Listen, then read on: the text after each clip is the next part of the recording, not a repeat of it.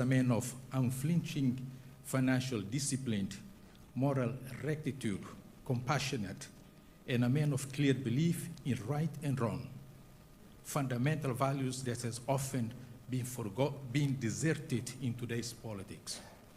Above all, Honourable Prime Minister Anwar Ibrahim is a friend of Timor-Leste. Mr. Prime Minister, last night at dinner, you said, Malaysia loves Timor-Leste. We reciprocate, we too love Malaysia. Loves Timor-Leste. We reciprocate, we too love Malaysia. Excellencies, ladies and gentlemen, allow me briefly to share today's program, mindful that we only have 60 minutes together. First, the President will offer short introductory remarks. Then the Honourable Prime Minister will deliver his keynote address on the topic behind me. Please note that due to the time constraints, there will be no Q&A. This will be followed by the President bestowing the Great Collar of the Order of Timor-Leste upon our distinguished guests. The decree law will be read by Her Excellency the Chief of Staff, Ms. Zezuina Gomez. Finally, we'll have a short photo session. Now, I may kindly ask everyone to switch off or silence your mobile phones, so we might give our full and undivided attention to the proceedings. With due respect, I now invite the President to the stage. Mr. President, thank you.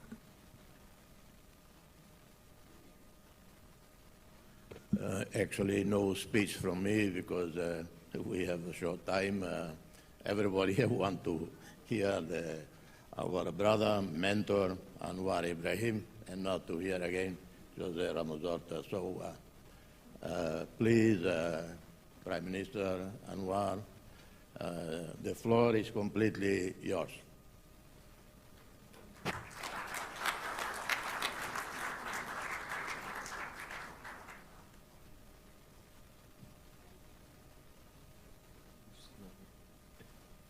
Fine.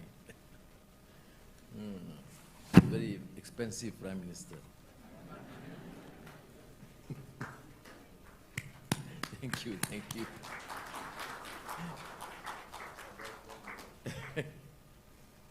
Terima kasih. Excellency President Jose RAMOS-HORTA, Excellency Prime Minister Sanana Gusmao, Deputy Prime Minister, fellow ministers, ladies and gentlemen, thank you very much for this rare privilege and opportunity. On behalf of my country, Malaysia, and Malaysians, I am humbled by the invitation to deliver presidential lecture and the conferment of the Grand Collar of the Order of Timor-Leste. Of course, it is a singular honor, although frankly I've done so little for Timor-Leste to deserve such an honor. But I think knowing President RAMOS-HORTA, his friendship, his affection, I think due to his bias, he thought that I deserve this. I accept this on behalf of Malaysians who actually had followed the tribulations of this great country, the struggles, and belief in its ideals and aspirations.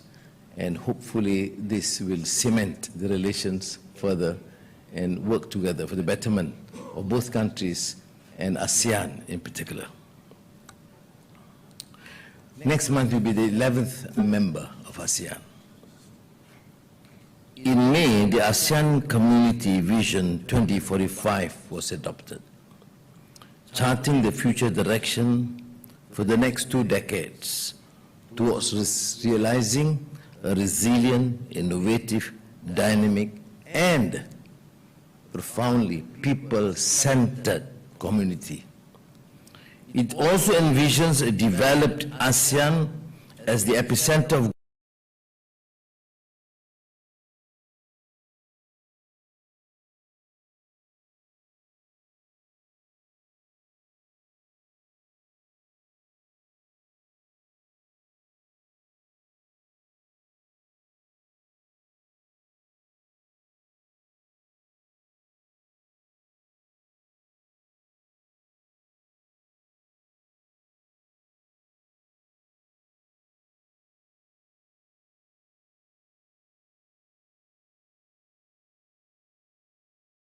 growth in the Indo-Pacific region. This is not a new exercise in rhetoric, but the clear and bold statement by ASEAN of its sense of self. As co-chair of the high-level task force for the last few years, Malaysia was deeply cognizant of both the realities and the significance of 2025. This was why we adopted the theme of inclusivity and sustainability, simple in articulation, but consequential in realization. As we aspire for truly shared progress, so that no one is left behind, is a vision and aspiration that you have, and I hold it very dearly. I realize that the public, particularly the young, are growing more impatient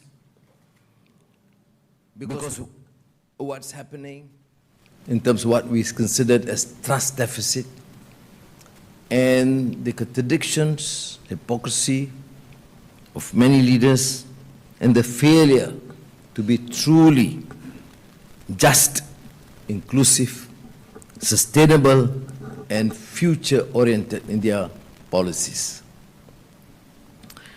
Now, ASEAN has gone through thick and thin, persevered, and grown. Yet the lessons of the past few years reinforce what our founding fathers knew back then. Our unity, cohesion, and centrality are not a given statement of policy. They have waxed and waned through our near 6 decades of existence. Now, ASEAN was formed at a time of intense geopolitical rivalry. At that time, between the United States of America and the Soviet Union. But our forefathers has that wisdom and the vision to realize that this region must retain its vigor, peace, and a zone which is peace and neutral. And we now has adopted that principle of centrality to engage with all countries, notwithstanding, to remain steadfast to our policies, visions, and principles and ideals. So, rhetoric aside, ASEAN's cohesion and centrality must be earned and re-earned and fortified.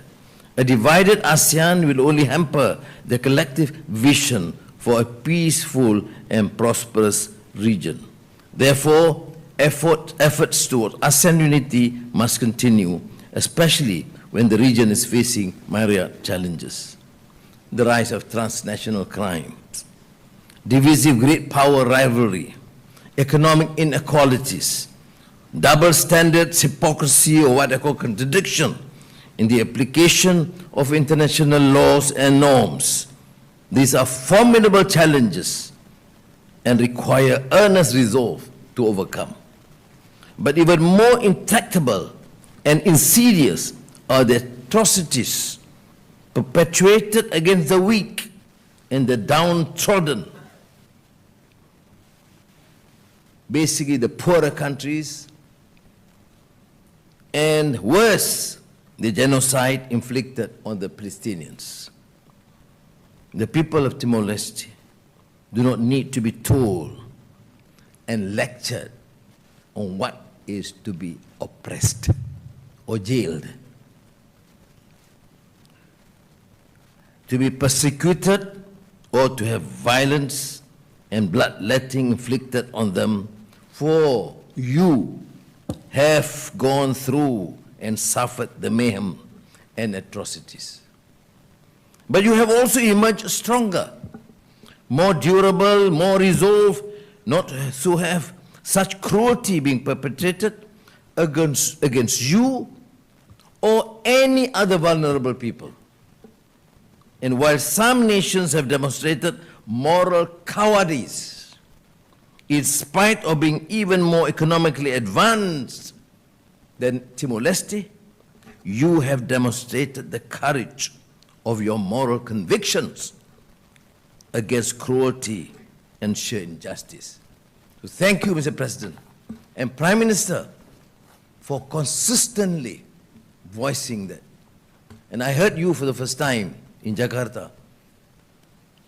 New member, but adamant, tough, as always, and please do remain so, particularly when you are part of the ASEAN 11.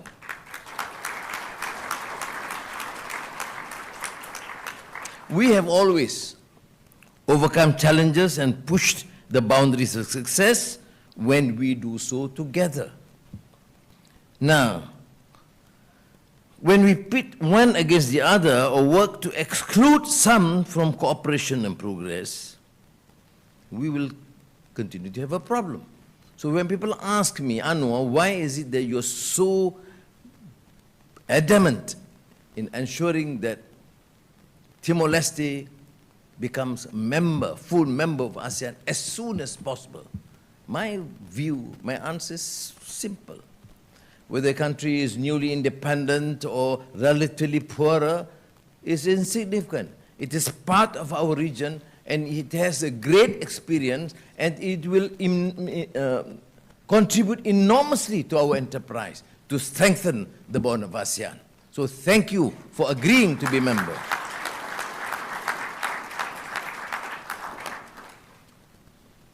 Mr. President, you, your government, and your country persevered, as I said, with the processes of full accession to ASEAN, and here we are on the cusp of a worthy and truly well-earned adjustments.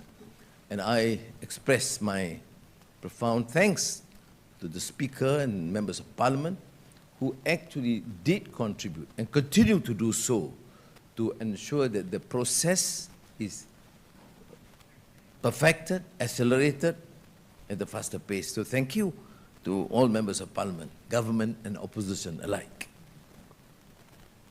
But it was a great experience in Parliament to see all members of Parliament agreeing on one thing.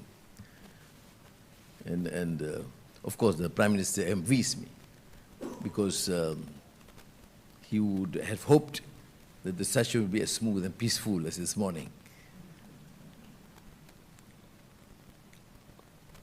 Now, if you hold the course domestically and on principled positions and values in governance, there's no reason why Timor-Leste could not become ASEAN's moral sounding board. So, as ASEAN countries continue to drive efforts to broaden its regional engagement with other groupings, Timor-Leste can facilitate new inroads, particularly with the Lusophone world. With 9 member nations and a further 35 associate observers and growing collaboration on this agenda, this community should be on our radar. And to germinate those connections and collaborations, it will be plainly advantageous for ASEAN to have a member state that has already been part of the Lusophone community for over 2 decades. I should mention at this juncture that my good friend, President Lula da Silva of Brazil, a key mover within the community and also within the broader global south and BRICS, will be attending the ASEAN Summit next month. Another connection which immediately comes to mind is on ASEAN's relationship with small Pacific Island nations. ASEAN and the Pacific Island Forum have taken tentative steps to greater collaboration. I look forward to Timor-Leste playing an active role in advancing this cooperation based on shared interests and further connecting ASEAN with key regions in the Indo-Pacific. Mr. President, as I intimated from the start, President RAMOS-HORTA communicated with intention to confer me the Grand Collar of the Order of Timor-Leste. So may I, again, on behalf of my fellow Malaysians, accept this humbly and expressing our gratitude to receive your nation's highest and most prestigious honor. Terima kasih.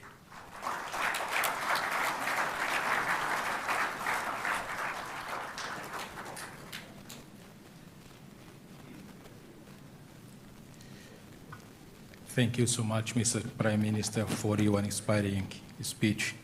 Thank you for sharing with us your wisdom and your experience. I would like to invite the Chief of Staff, Her Excellency, Madame Zezina Gomez, to read the decree law. Thank you.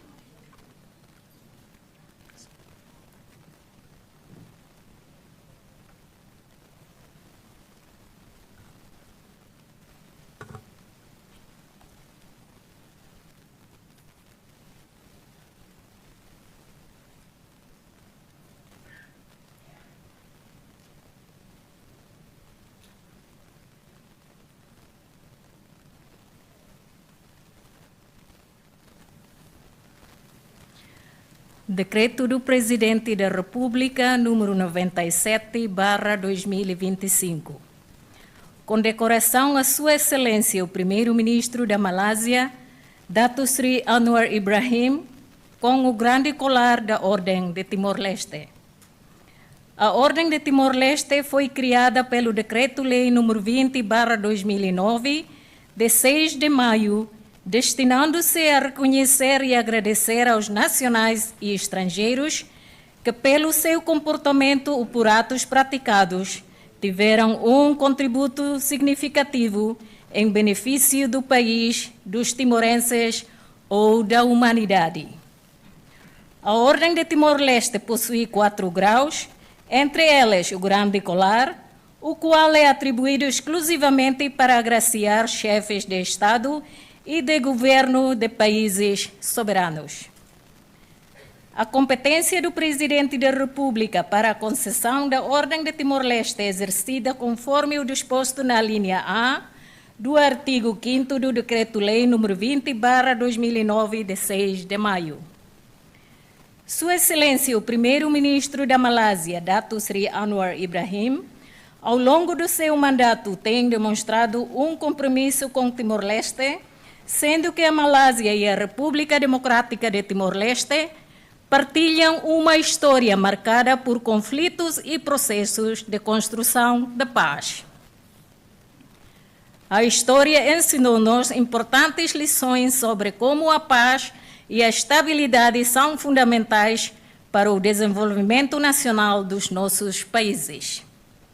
Face ao exposto, o Presidente da República, nos termos do artigo 85, a linha J, da Constituição da República Democrática de Timor-Leste, conjugado com o artigo 2 do Decreto-Lei número 20/2009, de 6 de maio, decreta: é condecorado Sua Excelência, o Primeiro-Ministro da Malásia, DATO SERI ANWAR IBRAHIM, com o Grande Colar da Ordem de Timor-Leste. Publica-se o Presidente da República, José RAMOS-HORTA, assinado no Palácio Presidencial Nicolau Lobato Dili, no dia 15 de setembro de 2025.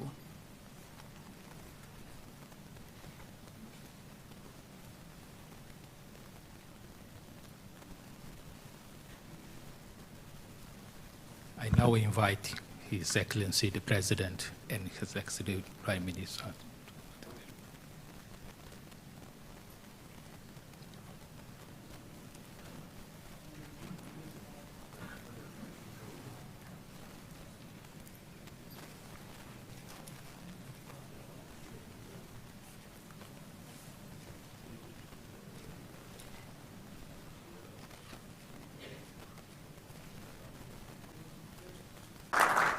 Ele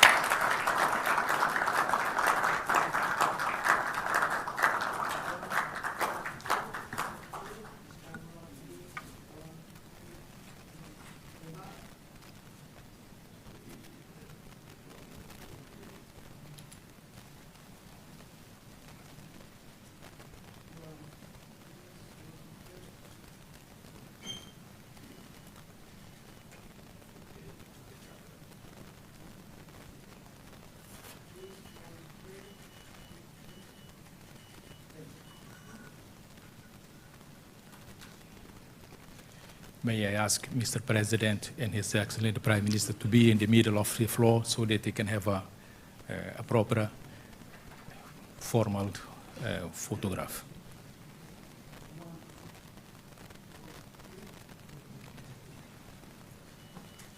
I would like to invite the President for the Court of Appeal and His Excellency Mambo Chanana Guzmão for the official photo.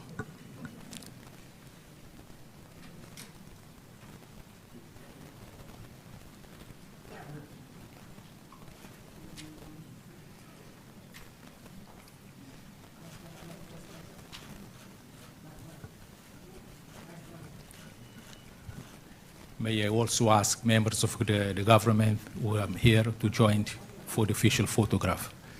Yes. And from the Malaysian side as well, please.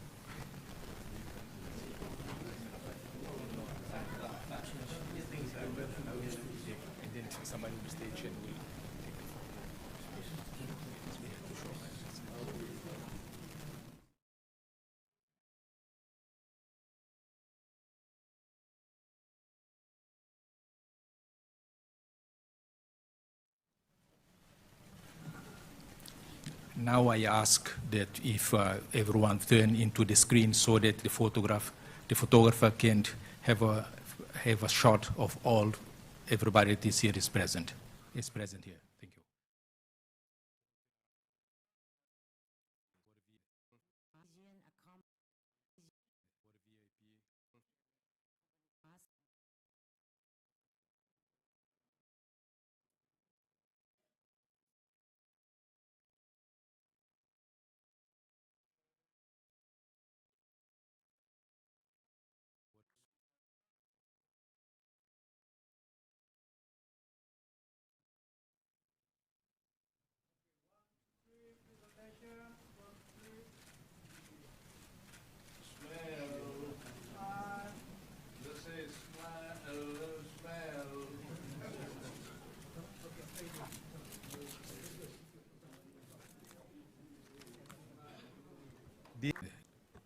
For the VIP, thank you all for your attendance today. Thank you very much.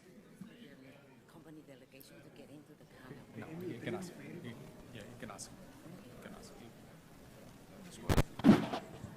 May I ask the Malaysian accompanying delegation, please proceed to your convoy now.